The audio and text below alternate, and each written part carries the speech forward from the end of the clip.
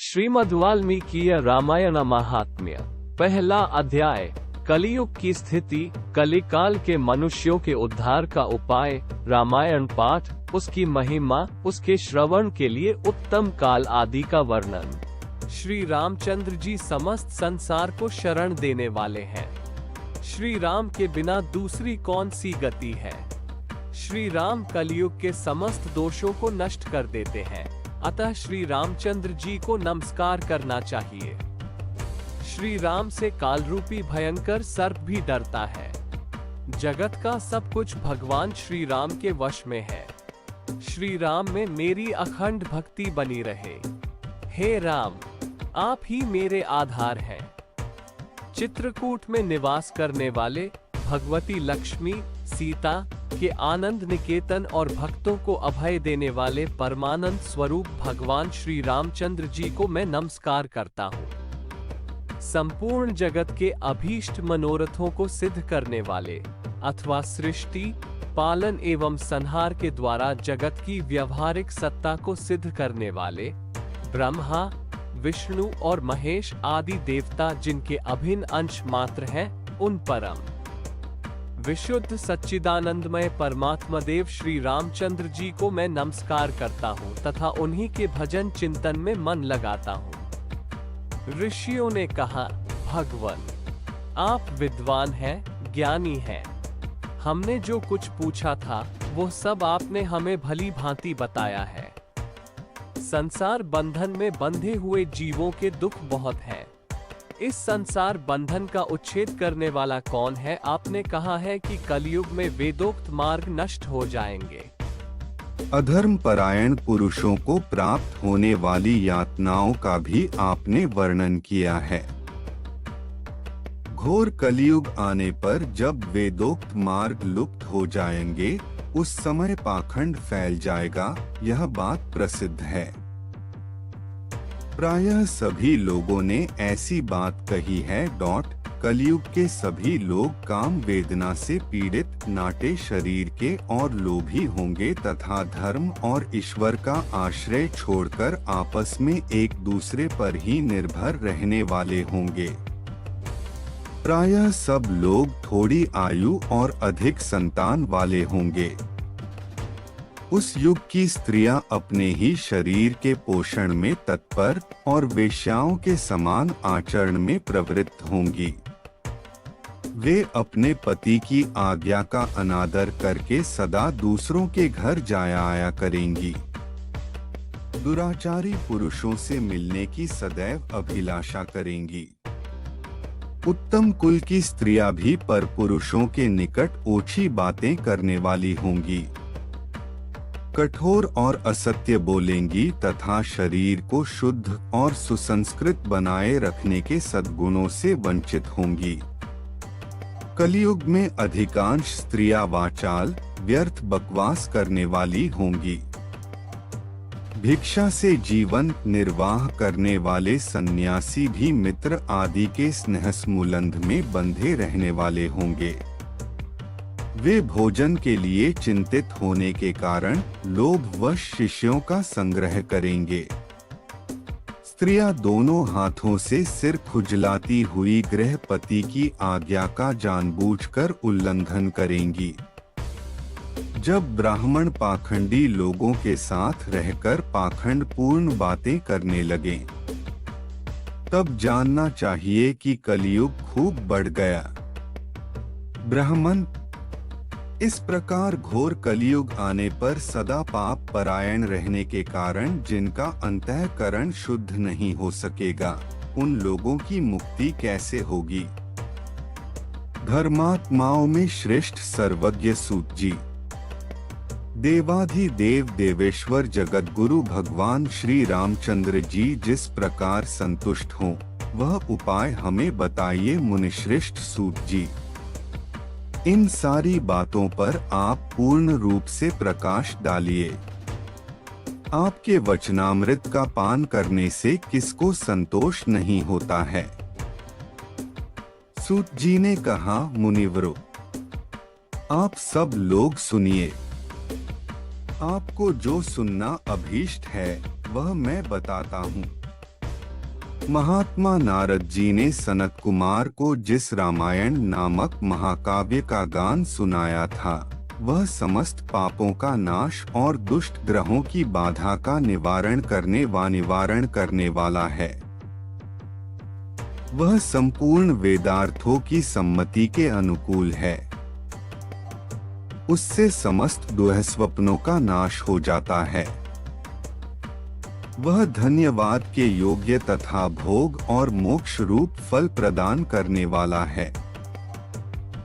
उसमें भगवान श्री रामचंद्र जी की लीलाकथा का वर्णन है।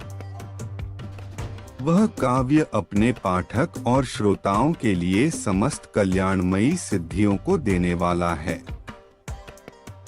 धर्म, अर्थ, काम और मोक्ष, इन चारों पुरुषार्थों का साधक है, महान फल देने वाला है।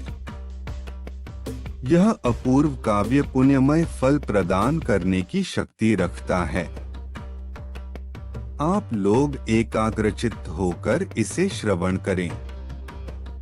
महान पातकों अथवा संपूर्ण उपपातकों से युक्त मनुष्य भी उस ऋषि प्रणीत दिव्य काव्य का श्रवण करने से शुद्धि अथवा सिद्धि प्राप्त कर लेता है। संपूर्ण जगत के हित साधन में लगे रहने वाले जो मनुष्य सदा रामायण के अनुसार बर्ताव करते हैं, वे ही संपूर्ण शास्त्रों के मर्म को समझने वाले और कृतार्थ हैं।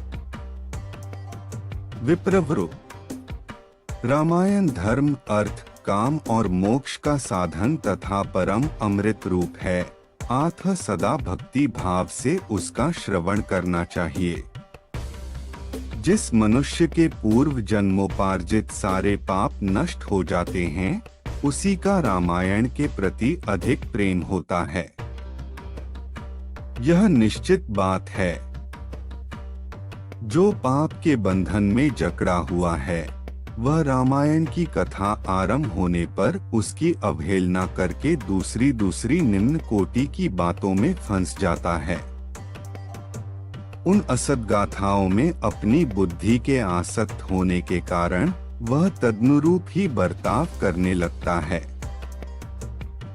इसलिए द्विजेंद्रगण, आप लोग रामायण नामक परम पुण्यदायक उत्तम काव्य का श्रवण करें, जिसके सुनने से जन्म, जरा और मृत्यु के भय का नाश हो जाता है तथा श्रवण करने वाला मनुष्य पाप दोष से रहित हो अच्युत स्वरूप हो जाता है। रामायण काव्य अत्यंत उत्तम, वर्णीय और मनोवांछित वर देने वाला है। वह उसका पाठ और श्रवण करने वाले समस्त जगत को शीघ्र ही संसार सागर से पार कर देता है। उस आदि काव्य को सुनकर मनुष्य श्री रामचंद्र जी के परम पद को प्राप्त कर लेता है। जो ब्रह्मा, रुद्र और विष्णु नामक भिन्न भिन्न रूप धारण करके विश्व की सृष्टि, संहार और पालन करते हैं,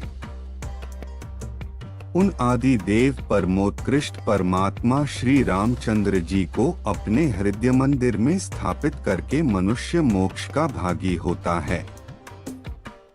जो नाम तथा जाति आदि विकल्पों से रहित, कार्य कारण से परे, सर्वोत्कृष्ट वेदांत शास्त्र के द्वारा जानने योग्य एवं अपने ही प्रकाश से प्रकाशित होने वाला परमात्मा है, उसका समस्त वेदों और पुराणों के द्वारा साक्षात्कार होता है। इस रामायण के अनुशीलन से भी उसी की प्राप्ति होती है। विप्रवरो, कार्तिक, माघ और चैत्र मास के शुक्ल पक्ष में 9 दिनों में रामायण की अमृतमयी कथा का श्रवण करना चाहिए। जो इस प्रकार श्री रामचंद्र जी के मंगलमय चरित्र का श्रवण करता है, वह इस लोक और परलोक में भी अपनी समस्त उत्तम कामनाओं को प्राप्त कर लेता है। वह सब पापों से मुक्त हो अपनी 21 पीढ़ियों के साथ श्री रामचंद्र जी के उस परम धाम में चला जाता है, जहां जाकर मनुष्य को कभी शोक नहीं करना पड़ता है। चैत्र, माघ और कार्तिक के शुक्ल पक्ष में परम पुण्यमय रामायण कथा का नवह पारायण करना चाहिए तथा 9 दिनों तक इसे प्रयत्न पूर्वक सुनना चाहिए। रामायण आदि काव्य है। यह स्वर्ग और मोक्ष देने वाला है। आठ संपूर्ण धर्मों से रहित घोर कलियुग आने पर 9 दिनों में रामायण की अमृतमयी कथा को श्रवण करना चाहिए। ब्राह्मणों, जो लोग भयंकर कलिकाल में श्री राम नाम का आश्रय लेते हैं वे ही कृतार्थ होते हैं। कलियुग उन्हें बाधा नहीं पहुंचाता। जिस घर में प्रतिदिन रामायण की कथा होती है वह तीर्थ रूप हो जाता है। वहां जाने से दुष्टों के पापों का नाश होता है। तपोधनो, इस शरीर में तभी तक पाप रहते हैं जब तक मनुष्य श्री रामायण कथा का भली भांति श्रवण नहीं करता। संसार में श्री रामायण की कथा परम दुर्लभ ही है। जब करोड़ों जन्मों के पुण्यों का उदय होता है तभी उसकी प्राप्ति होती है। श्रेष्ठ ब्राह्मणों, कार्तिक, माघ और चैत्र के शुक्ल पक्ष में रामायण के श्रवण मात्र से राक्षस भावापन्न सौदास भी शाप मुक्त हो गए थे।